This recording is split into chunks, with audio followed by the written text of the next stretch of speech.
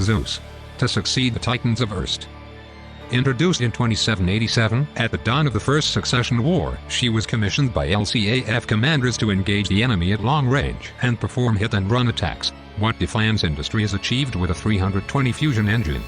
Receiving the baptism of fire still as a prototype, when the DCMS assault on the Hayes-Ferris 2 factory broke through iron lines, the two test units were called up to action and, through sheer novelty and right weaponry, forced the Kuratans to a halt, buying time for additional reinforcements to push the enemy back. Though successful, those units were noticeably more advanced than the production model. Also, the one armed with a PPC proved the weapon erratic and unreliable during the fight, later discovered to be due insufficient shielding, creating wild magnetic interactions between it and the engine. To ensure the Zeus was delivered to the front lines quickly, it was decided to replace the weapon with a simpler AC-5. Whereas a typical barrel-type large laser wouldn't fit in the compact side torso, Defiance challenged their knowledge of fiber optics and redesigned it to suit. The LRM-15 placement, set around and back from a central core, was a unique way to protect the weapon and allow that arm to perform melee attacks as well. However, the complicated arrangement made the launcher prone to failure without regular maintenance. First appearing in significant numbers when the 15th Iron Guards recaptured the planet Sakhalin, through the course of the Succession War she built a long and respectful history within the Commonwealth.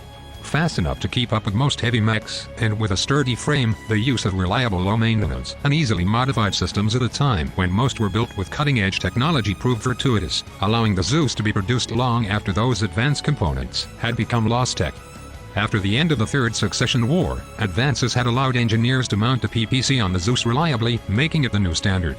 The resulting 6T model received high praise among mercenary units, especially the Zeta Battalion of Wolf's Dragoons. However, in the creation of the Federated Commonwealth, the mech would face resistance from some units of the former AFFS.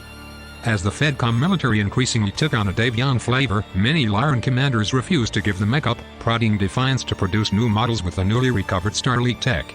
With samples shipped to all corners of the new alliance, the debut of the 9S would see production of the previous variants discontinued.